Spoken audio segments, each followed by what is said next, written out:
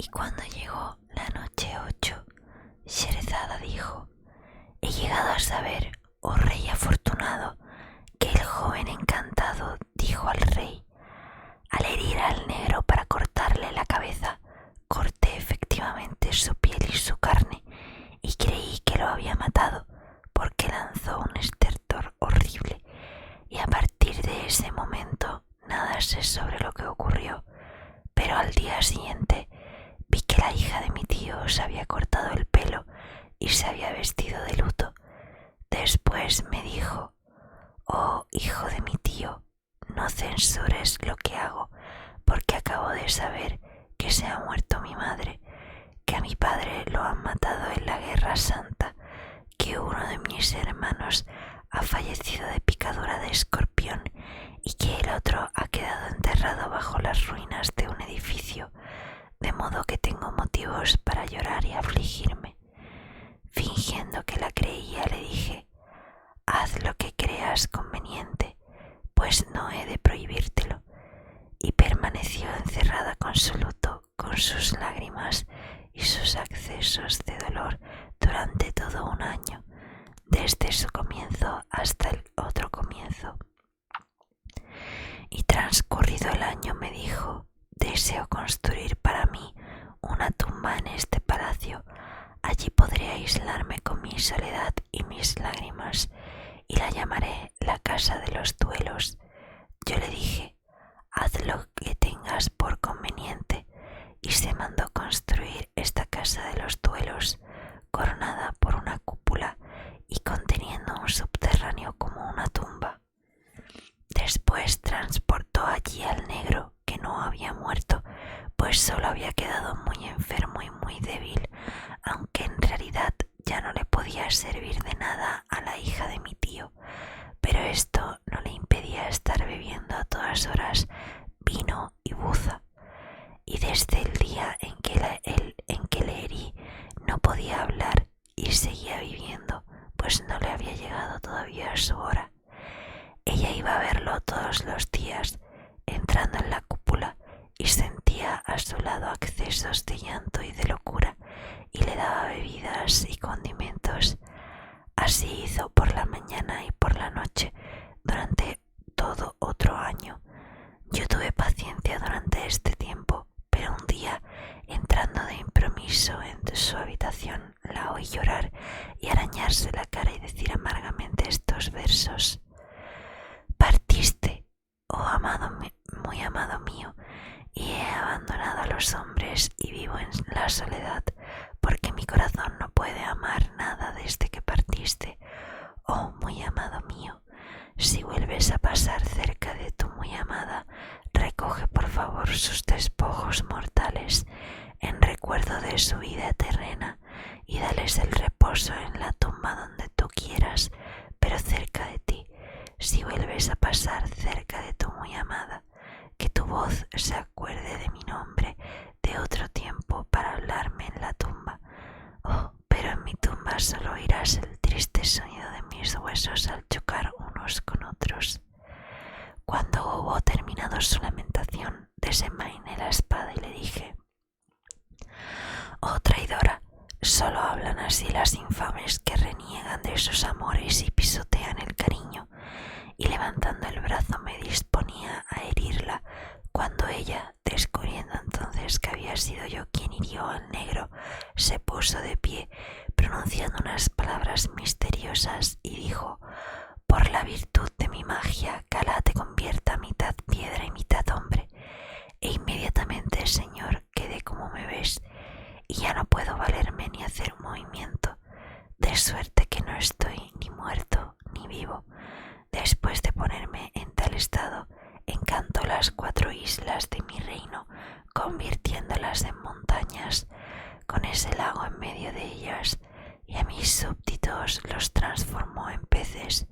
Pero hay más: todos los días me tortura azotándome con una correa, dándome 100 latigazos hasta que me hace sangrar, y después me pone sobre las carnes una camisa de crin, cubriéndola con la ropa. El joven se echó entonces a llorar y recitó estos versos: aguardando tu sentencia y tu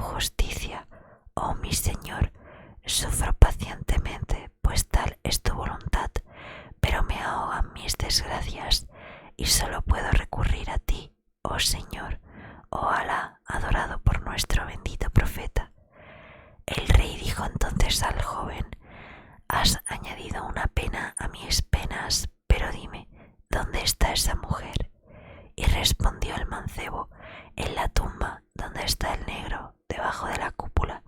Todos los días viene a esta habitación, me desnuda y me da 100 latigazos, y yo lloro y grito sin poder hacer un movimiento para defenderme. Después de martirizarme, se va junto al negro, llevándole vinos y licores servidos. Entonces exclamó el rey: oh excelente joven, por Alá, voy a hacerte un favor tan memorable que después de mi muerte pasará al dominio de la historia. Y ya no añadió más, y siguió la conversación hasta que se acercó la noche. Después se levantó el rey y aguardó que llegase la hora nocturna de las brujas. Entonces se desnudó, volvió a ceñirse la espada y se fue hacia el sitio donde se encontraba el negro. Había allí velas y farolillos colgados, y también perfumes, incienso y distintas pomadas. Se fue derechamente al negro, le hirió, le atravesó y le hizo vomitar el alma. Enseguida se lo echó a los hombros y lo arrojó al fondo de un pozo que había en el jardín. Después volvió a la cúpula, se vistió con las ropas del negro y se paseó durante un instante a todo lo largo del subterráneo, tremolando en su mano la espada completamente desnuda. Transcurrida una hora, la desvergonzada bruja llegó a la habitación del joven. Apenas hubo entrado, desnudó al hijo de su tío, cogió el látigo y empezó a pegarle. Entonces él gritaba: no me hagas sufrir más, bastante terrible es mi desgracia, ten piedad de mí. Ella respondió: la tuviste de mí, respetaste a mi amante, así pues, toma, toma. Después le puso la túnica de crin, colocándole la otra ropa por encima, e inmediatamente marchó al aposento del negro, llevándose la copa de vino y la taza de plantas hervidas. Y al entrar debajo de la cúpula se puso a llorar e imploró: oh dueño mío, háblame, hazme oír tu voz. Y recitó dolorosamente estos versos: oh corazón mío, ha de durar mucho esta separación tan angustiosa. El amor con que me traspasaste es un tormento que supera mis fuerzas. ¿Hasta cuándo seguirás huyendo de mí?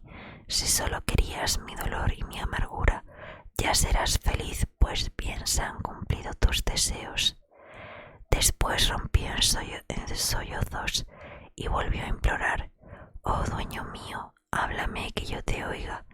Entonces el supuesto negro torció la lengua y empezó a imitar el habla de los negros. No hay fuerza ni poder sin la ayuda de Alá. La bruja, al oír hablar al negro después de tanto tiempo, dio un grito de júbilo y cayó desvanecida, pero pronto volvió en sí y dijo: es que mi dueño está curado. Entonces el rey, fingiendo la voz y haciéndola muy débil, dijo: oh miserable libertina, no mereces que te hable. Y ella dijo: ¿pero por qué? Y él contestó: porque siempre estás castigando a tu marido, y él da voces, y esto me quita el sueño toda la noche hasta la mañana. De otro modo ya habría yo recobrado las fuerzas, y precisamente me impide contestarte. Y ella dijo: pues ya que tú me lo mandas, lo libraré del estado en que se encuentra. Y él contestó: sí, líbralo y recobremos la tranquilidad. Y dijo la bruja: escucho y obedezco. Después salió de la cúpula, marchó al palacio, cogió una taza de cobre llena de agua, pronunció unas palabras mágicas y el agua empezó a hervir como hierve en la marmita. Entonces echó un poco de esta agua al joven y dijo: por la fuerza de mi conjuro te mando que salgas de esa forma y recuperes la primitiva. Y el joven se sacudió todo él, se puso de pie y exclamó muy dichoso al verse libre: no hay más Dios que Alá, y Mohamed es el profeta de Alá, sean con él la bendición y la paz de Alá. Y ella dijo: vete y no vuelvas por aquí porque te mataré. Y se lo gritó en la cara. Entonces